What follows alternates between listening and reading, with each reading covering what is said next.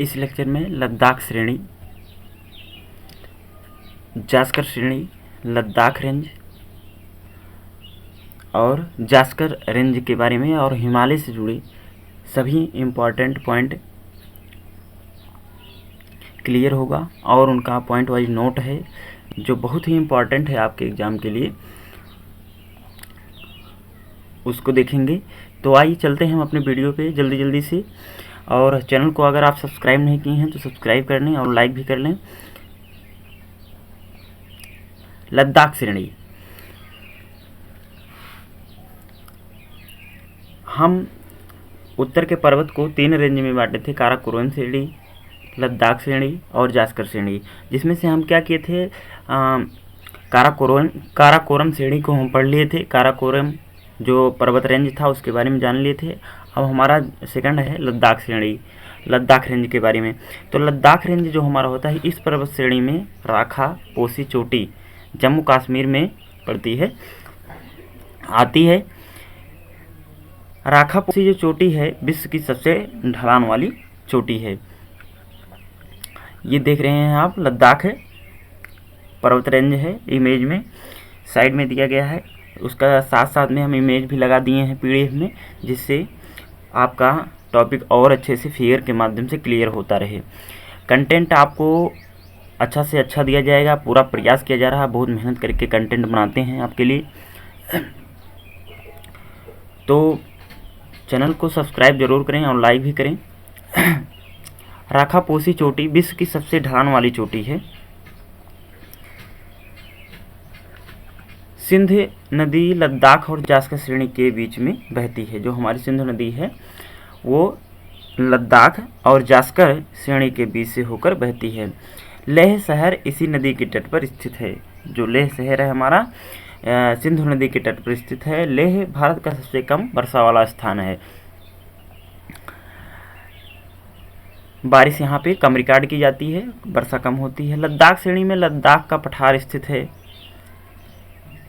Ladakh range में लद्दाख का पठार स्थित है, जिसे हम शीत मरुस्थल, कोल्ड डेजर्ट के नाम से जानते हैं।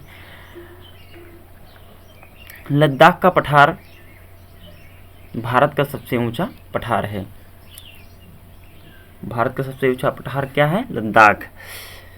कोल्ड डेजर्ट किसे कहते हैं? लद्दाख के पठार को। भारत में सबसे वर्षा कहाँ पे रिकॉर्ड की जाती है? लेह में।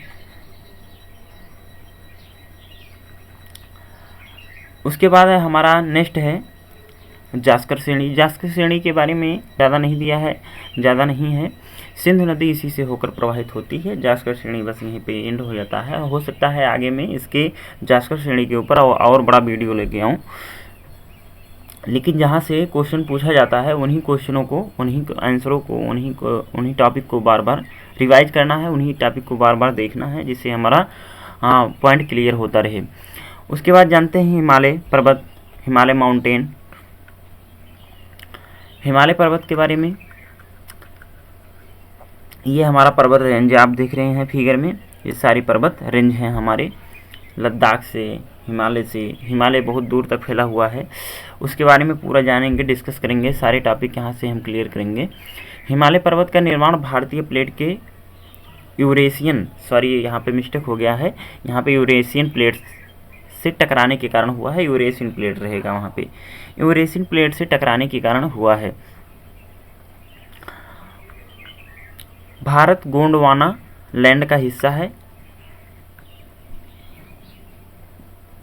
हिमालय का निर्माण टेथिस सागर से हुआ है। हिमालय का निर्माण, हम जानते हैं हिमालय क्या है। हिमालय का निर्माण, जहाँ पहले हिमालय था वहाँ पे बहुत बड़ा सागर था जिसका नाम टेथिस सागर था।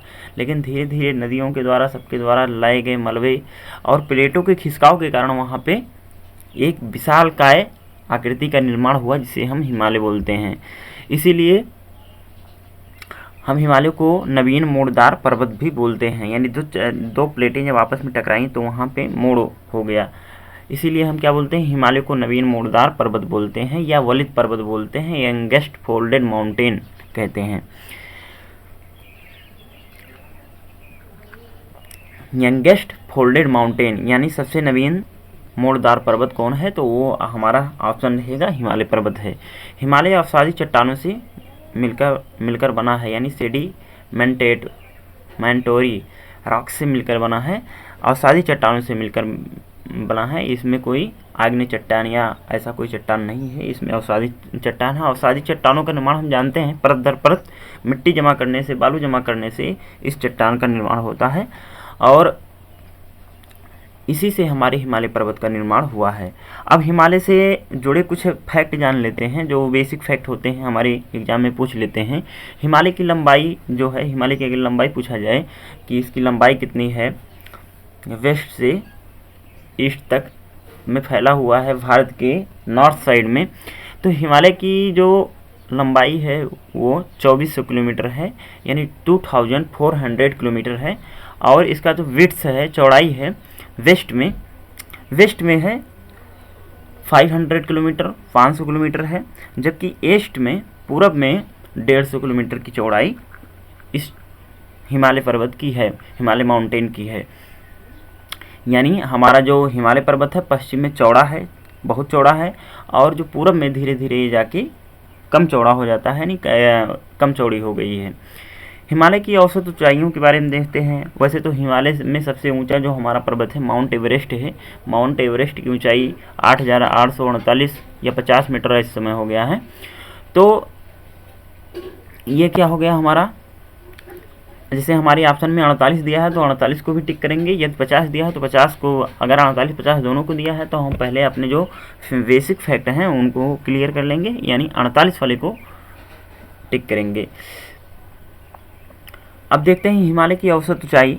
हिमालय का जो औसतन ऊंचाई है, हाइट है, वो लगभग 6000 मीटर है, 6000 मीटर है। और अब माउंट एवरेस्ट की जो सबसे ऊंची जो चोटी है उसकी ऊंचाई 8,839 मीटर है। इसके अंदर भी 3 पर्वत श्रृंखलाएँ आती हैं, यानी हिमालय पर्वत के अंतर्गत भी 3 पर्वत श्रृंखलाएँ आती हैं। 3 भागों में इसको बांटा जाता है। पहला है हमारा महान हिमालय, महान हिमालय में बांटा जाता है, फिर लघु हिमालय, फिर शिवालिक हिमालय। यानी महान हिमालय हमारा सबसे ऊंचा हिमालय होगा। यहाँ पे नोट के रूप में एक इम्पॉर्टेंट पॉइंट है कि जो हम सी लेवल मापते हैं, समुद्र तट की ऊंचाई मापते हैं, वो कैसे मापा जाता है। भारत में समुद्र तल की जो ऊंचाई है चेन्नई के तट से मापी जाती है। चेन्नई के तट को सी लेवल मानते हैं, यानी चेन्नई जो हमारा राज्य है, स्टेट है, उसके तट से सी लेवल मापते हैं, समुद्र तल की ऊंचाई मापते हैं। हिमालय की पूर्वी चोटी, हिमालय की सबसे पूर्वी चोटी क्या है, नामचा बरवा पर्वत है, नामचा बरवा पर्वत है। ये हिमालय का एक दृश्य है जो आप देख रहे हैं ऊपर इमेज में। हिमालय की पूर्वी चोटी है जो हमारा है नामचा बरवा, अरुणाचल प्रदेश है, अरुणाचल प्रदेश में स्थित है नामचा बरवा जो पर्वत है हमारा। हिमालय की सबसे पश्चिमी चोटी नंगा पर्वत है जो जम्मू कश्मीर में स्थित है। ये आप इमेज में देख रहे हैं नंगा पर्वत का सीन है, दृश्य है। Look to your left, clear mountain Nanga Parbat, height metres में दिया गया है। ये जो देख रहे हैं आप, ये नंगा पर्वत है।